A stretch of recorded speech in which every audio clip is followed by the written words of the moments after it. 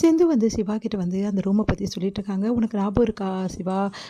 டாக்டரே, நீ வந்து சின்ன வயசுலேயே வந்து இந்த ரூமுக்கு வந்திருக்க, மறந்துட்டியா? அப்போது எனக்கு ஒரு கிஃப்ட்டும் கொடுத்த, அதை நான் இன்னும் கூட வச்சுருக்கேன்" அப்படின்னு சொல்லிட்டு எடுத்து வந்து காட்டுறாங்க. அதை பார்த்து சிவா அப்படியே ஒன்றும் புரியாமல் யோசிக்கிறாரு. "என்ன என்ன டாக்டரே, நீ மறந்துருப்ப, ஆனால் நான் மறக்க முடியுமா? உன்னை சின்ன வயசுலேருந்து நீ என்னென்ன எனக்கு கிஃப்ட் கொடுத்த, என்னென்ன பண்ணியிருக்க அப்படின்னு சொல்லிட்டு எல்லாமே என்கிட்ட இருக்குது" அப்படின்னு சொல்லிட்டு எல்லா பொருளையும் ஒன்று ஒன்றா, "இது இப்போ எனக்கு கொடுத்தியே, அதே மாதிரி உனக்கு நான் இந்த டைமில் நான் இதை கொடுத்தேன்ல" அப்படி சொல்லிட்டு ஒரு விஷயமா வந்து எடுத்து ஒரு கிஃப்ட்டு, அதுக்கப்புறம் சின்ன சின்ன பொருள்கள் எல்லாமே சேகரித்து வச்சுருக்காங்க. நம்ம சிவாவோட ஒவ்வொரு சின்ன விஷயத்த கூட அவங்க சேகரித்து வச்சுருக்காங்க. அதை பார்த்து சிவா உண்மையிலேயே அதிர்ச்சி அடைகிறாரு. ஒன்றும் புரியல அவருக்கு. இவ என்ன இதெல்லாம் எடுத்து வச்சுருக்கா அப்படி சொல்லிட்டு பார்த்தோன்னே, என்ன என்னை பார்த்தா உனக்கு வேறு மாதிரி தோணுதா? என்ன இவ இதெல்லாம் எடுத்து வச்சுருக்காளே அப்படின்னு சொல்லிட்டு, உன்னை பொறுத்த வரைக்கும் இதெல்லாம் சாதாரண விஷயம், ஆனால் என்னை பொறுத்த வரைக்கும் இதெல்லாம் பொக்கிஷம். ஏன்னா உன்னோட கைப்பற்றிருக்குல்ல, அதனால தான். இங்கே பார்த்தியா, இந்த கப்பை கூட நான் எடுத்து வச்சுருக்கேன் அப்படின்னோடனே, அது வந்து வந்து சாதாரண ஒரு பேப்பர் கப். "என்ன சிந்து இதெல்லாம் போய் எடுத்து வச்சுருக்கேன்" அப்படின்னோடனே, என்ன டாக்டரே இப்படி சொல்லிட்ட? இந்த கப்பு சாதாரண கப்புன்னு யார் சொன்னது? நீ முதல்ல எங்கள் வீட்டுக்கு வந்தியா, அப்போ நான் இந்த கப்பில் தான் உனக்கு கொடுத்தேன், அதனால் அந்த கப்பை எடுத்து பத்திரமா வச்சுருக்கேன், யாரையும் இதை தொட விட மாட்டேன்" அப்படி சொல்லிட்டு எடுத்து வச்சுருக்காங்க. அதையெல்லாம் பார்த்து வந்து சிவாக்கு தலையே சுற்றுது. அதுக்கப்புறம் ஒவ்வொரு பொருளாக எடுத்துகிட்டு வந்து, "இது ஞாபகம் இருக்கா? ஸ்கூலில் இந்த மாதிரி நீ வந்து ஃபஸ்ட்டு ப்ரைஸ் வாங்கினதுக்காக கொடுத்தாங்க. அப்போது நான் வந்து உன் கூட நின்று ஃபோட்டோ எடுக்கணும்னு சொல்லிட்டு ஆசைப்பட்டு, எல்லார் கூட நின்று தனியாக நின்று ஃபோட்டோ எடுத்தேன். ஆனால் உனக்கு இந்த விஷயம் தெரியாது" அப்படி சொல்லிட்டு ஒவ்வொரு விஷயத்தையும் வந்து அவங்க சின்ன வயசுல நடந்த இன்சிடென்ட்ஸ் எல்லாத்தையும் பற்றி ஒன்று ஒன்றா சொல்லிட்டுருக்காங்க. அதை பார்க்கும்போது ரொம்ப பிரமிப்பாக இருக்குது. நிறைய திங்ஸ்லாம் காட்டுறாங்க.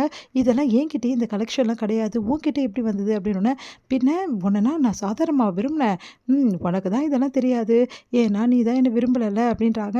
அதை பார்த்துட்டு அமைதியாக இருக்காரு சிவா. "அதனால தான் உனக்கு தெரியல, உன்னை நான் சின்ன வயசுலேருந்து விரும்புகிறதால தான் எல்லாமே நான் பொக்கிஷம் மாதிரி பாதுகாத்து வச்சுருக்கேன்" அப்படி சொல்லிட்டு ஒவ்வொரு விஷயத்தையும் எடுத்து எடுத்து சொல்லி காட்டிகிட்ருக்காங்க.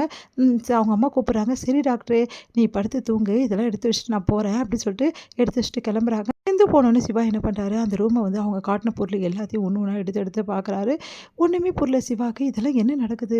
இந்த அளவு ஆழமாக ஒரு பொண்ணால் ஒரு பையனை நேசிக்க முடியுமா அப்படின்னு சொல்லிட்டு பிரமிச்சு போகிறாரு. இந்த அளவு இவ என்னை நேசிக்கிறா, அதனால தான் இவ்வளோ பெரிய தப்பை எனக்காக இவ பண்ணாளா?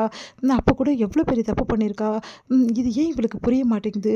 முதல்ல இவ செஞ்ச தப்புன்னு இவருக்கு தெரியல, அப்புறமா தானே இதெல்லாம் வந்து அவள் வந்து கன்சிடர் பண்ணுவா, அதனால தான் இப்படிலாம் பண்ணிகிட்ருக்கா போல்ருக்கு" அப்படின்னு சொல்லிட்டு ஒரு டாக்டராக புரிஞ்சுக்கிறாரு. அடுத்து வந்து எல்லா பொருளையும் எடுத்து வச்சுட்டு ஒரு பேப்பர்லாம் பார்க்குறாரு. பார்த்தா அதில் வந்து சில விஷயங்கள்லாம் வந்து எழுதி வச்சுருக்காங்க. தப்பும் தவறுமா எழுதி வச்சுருக்காங்க. அந்தளவு வந்து கையெழுத்து நல்லா இல்லை. அதை பார்த்துட்டு வந்து, பாவம் சிந்து சின்ன வயசில் சரியாக படிக்காதால அவள் வந்து எழுத்து பிழை அதிகமாக இருக்குது அப்படின்னு சொல்லிட்டு ஒன்று ஒன்றா பார்த்துட்ருக்காரு. அப்போ சிவா மேலே வந்த ரொம்ப அன்பால் நிறைய விஷயங்கள் எழுதியிருக்காங்க. இதெல்லாம் வந்து எடுத்திருக்காரு சிவா. "இந்த ஒரு ஆதாரம் போதும், சின்ன வயசுலேருந்தே வந்து இவ என்னை லவ் பண்ணியிருக்கா அப்படின்னு சொல்லிட்டு எல்லார்கிட்டையும் சொல்லலாம், என் பெரியம்மா கிட்ட கூட இதை காமிச்சு நம்ம சொல்லலாம். ஆனால் இது தப்பு இல்லையா? ஒரு டாக்டராக இருந்து ஒரு பொண்ணோட அறையில் இருக்க திங்ஸை, அதுவும் அவளுக்கே தெரியாமல் நான் எடுத்துகிட்டு போயிட்டு எல்லாம் முன்னாடி காட்டுறது வந்து அநாகரிகம் இல்லையா?" அப்படி சொல்லிட்டு யோசிக்கிறாரு. எது அநாகரிகம்? அவள் இந்த மாதிரி பண்ணியிருக்க கூடாதுல்ல, அதுதானே அநாகரிகம். அவ்வளோ பெரிய விஷயத்த அவள் பண்ணியிருக்கா, எப்படி நான் செய்யாமல் இருந்தால் எப்படி? அப்போ பெரியம்மாக்கு எப்படி தான் நிரூபிக்கிறது அப்படி சொல்லிட்டு அவர் யோசிக்கிறாரு. உடனே வந்து இந்த திங்ஸ்லாம் எதுக்கும் எடுத்து வச்சுப்போம், ஏதாவது ஒரு டைமில் வந்து யூஸ் ஆகும் அப்படின்னு சொல்லிட்டு எடுத்து வச்சுக்கிறாரு. அடுத்து வந்து சிவாக்கும் சிந்துக்கும் வந்து ஒருத்தர் மாட்டி ஊட்டி விட சொல்கிறாங்க. வேறு வழி இல்லாமல் அவங்க 2 பேரும் ஊட்டி விடுறாங்க. இதை பார்த்து சிந்துவோட அப்பா அம்மா ரொம்ப சந்தோஷப்படுறாங்க. அப்புறம் ட்ரெஸ்ஸு எல்லாமே கொடுக்குறாங்க அவங்களுக்கு. எல்லாருமே ரொம்ப சந்தோஷமாக வந்து வாங்கிக்கிறாங்க.